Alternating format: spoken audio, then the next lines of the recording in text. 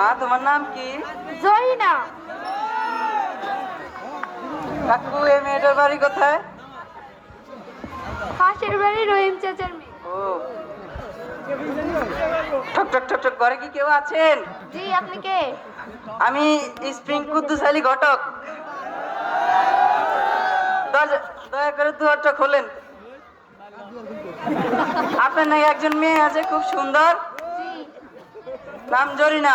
জি আমার কাছে একজন ভালো পাত্রী আছে, আপনি কি বিয়েতে নামবেন? জি, আমি বিয়েতে নামতে চাই। আপনার নাম্বারটা দেন আর মেয়ের ফটো দেন একটা।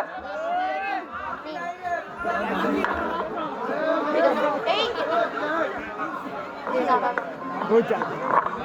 ঠক ঠক ঠক, ঘরে কি কেউ আছেন? জি আছি। আপনার নাকি একজন ছেলে আছে খুব শিক্ষিত, জি আছে। তাকে কি বিয়ে শাদীতে দিবেন নাকি?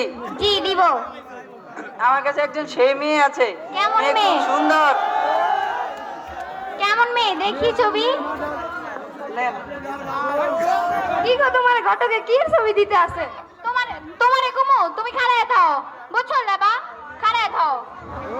না, মেয়ে আমার পছন্দ হয়েছে, সেই মেয়ে। তাহলে আপনারা যাওয়ার দিনটা একটা ঠিক করে ফেলি আমি। মেয়ের বাসা কোথায়? বুড়িগঙ্গা নদীর পাশে।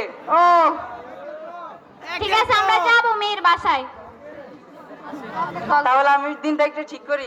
জি ঠিক করেন। সামনে সপ্তাহে লাল শুক্রবার, গেছে মাসের 3 তারিখে। ঠিক আছে। হ্যালো, আসসালামু আলাইকুম। ওয়ালাইকুম সালাম। আমি ওই স্প্রিং কুদ্দুস আলী। জি বলুন। আমি আইতেছি। আসুন আপনারা। দাঁড়াও, আমার ব্যাগ লেবার মতো শুধু আসে। আমার কষ্ট হইতাছে না? দেও না। আরে আপনি কেমন ঘটক, শুধু উঠতে সিদ্ধে করেন। আপনি কেমন ঘটক? ঠক ঠক ঠক ঠক, ঘরে কেউ আছেন? জি আমরা ভিতরে আসছি। যাচ্ছি, এখানে দাঁড়িয়ে থাকো। আসুন আপনারা ভিতরে আসুন। ওদেরকে বসতে দেন। জি বসুন বসুন, আপনারা বসুন।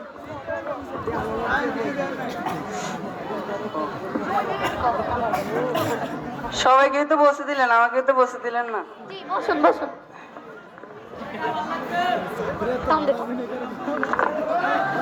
আরে কি এক মগার লয়ে আসি। ওরা তো ঘটক সাহেব কইবো লেবা বইছে না না। তাহলে আপনারা কথা বলেন। শোনো, আমি মেয়েকে দেখছি। মা তোমার নাম কি? জরিনা। কোন ক্লাস পর্যন্ত পড়েছো? Matric fail. তারপরে মেট্রিক ফেল। তারপরে মেট্রিক ফেল। তোমার বয়স কত? 13। বুঝেছি। কি বুঝেছেন আপনি? মেয়ে মেট্রিক ফেল। তাহলে আপনার ছেলেকে কিছু প্রশ্ন করি। জি জিজ্ঞাসা করেন। বাবা তোমার নাম কি? সন্দীপ। তুমি কোন ক্লাস পর্যন্ত পড়েছো? Masters pass. এটা কি? বাবা। আরে বাবা কি আম্মু আছে না?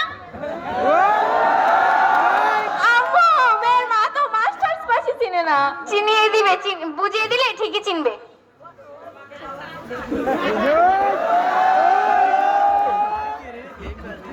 বুঝি বুঝি, সবই বুঝি। আপনারা তাহলে লেনদেনের ব্যাপারটা ক্লিয়ার করেন। জি শোনেন মেয়ের মা, আমি আপনাকে সুন্দর করে একটা কথা বলে দিচ্ছি। আপনার মেয়ের সুখের জন্য আমাকে দিতে হবে 20 লাখ টাকা। আর আর আর দিতে হবে আপনার মেয়ের সাজকাজ রাখার জন্য একটা ড্রেসিং টেবিল। আর বেশি কিছু না, আর দিতে হবে আমাদের ভবিষ্যৎ নাতিপুতির জন্য 104 ইঞ্চি এলইডি টিভি। আর দিতে হবে একটা কুরবানির মাংস রাখার জন্য ফ্রিজ। আর বেশি কিছু লাগবে না। আম্মু আমাদের ফ্রিজ আছে না? একটা আছে তো, কি আরেকটা লাগবে? আম্মু তুমি এসব কি বলতাছো? কি বলতেছি? আসলে আপা আমাদের এখানে একটু সমস্যা আছে। কি সমস্যা আপনাদের? আসলে ওর বাবা মারা যাওয়ার পর থেকে আমাদের খুব খারাপ ভাবে দিনকাল চলছে। আমাদের অর্থ সম্পত্তি হিসেবে কিছুই নেই, আমাদের শুধু ভিটেটুকু আছে। আপনারা যদি চান তাহলে আমি আমার মেয়ের সুখের জন্য এটা বিক্রি করে দিতে রাজি। ও ঠিক আছে, সমস্যা নাই। আম্মু তুমি এসব কি বলতেছো? কি বলতেছি? আমি তোমার ভালোটা চাচ্ছি, বুঝছো? আমি তোমার ভবিষ্যতের কথা চিন্তা করতেছি। তুমি আমার মুখে মুখে কথা বলবা না। আম্মু তুমি এসব কি বলতেছো? বাবা কি আমাদেরকে কম? বাবা কম দিছে মানে আমি কম দিছি? আম্মু তুমি বেশি দিছো ঠিক আছে, কিন্তু তুমি আমাকে কত দূর পর্যন্ত পড়াইছো? মাস্টার্স পাস করিয়েছি। তুমি কি আমাকে মাস্টার্স পাস করাইছো যৌতুক নিয়ে বিয়ে দেওয়ার জন্য? যৌতুকের কোনো কিছু না, আমি তোমাকে ভালোর জন্যই বলছি। বলছি, তোমার ভবিষ্যতেরটা আমি চাচ্ছি। আম্মু আমি এই শোন, ঠিক আছে দাঁড়াও।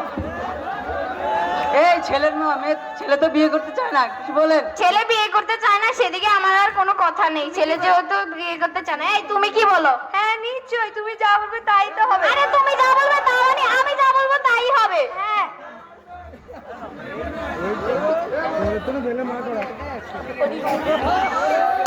তো সম্মানিত দর্শকবৃন্দ, আপনারা যা দেখলেন, যৌতুক বাংলাদেশের একটি সামাজিক কুপ্রথা। এই প্রথার কারণে অনেক মেয়েকে স্বামীর সংসারে অনেক নির্যাতন সহ্য করতে হয়। তো আপনারা সবাই মিলে যদি এই যৌতুক প্রথাকে রোধ করতে চান, তাহলে আপনাদের সবাইকে এই যৌতুক প্রথা রোধ করতে হবে। যৌতুক নেব না, যৌতুক দেব না।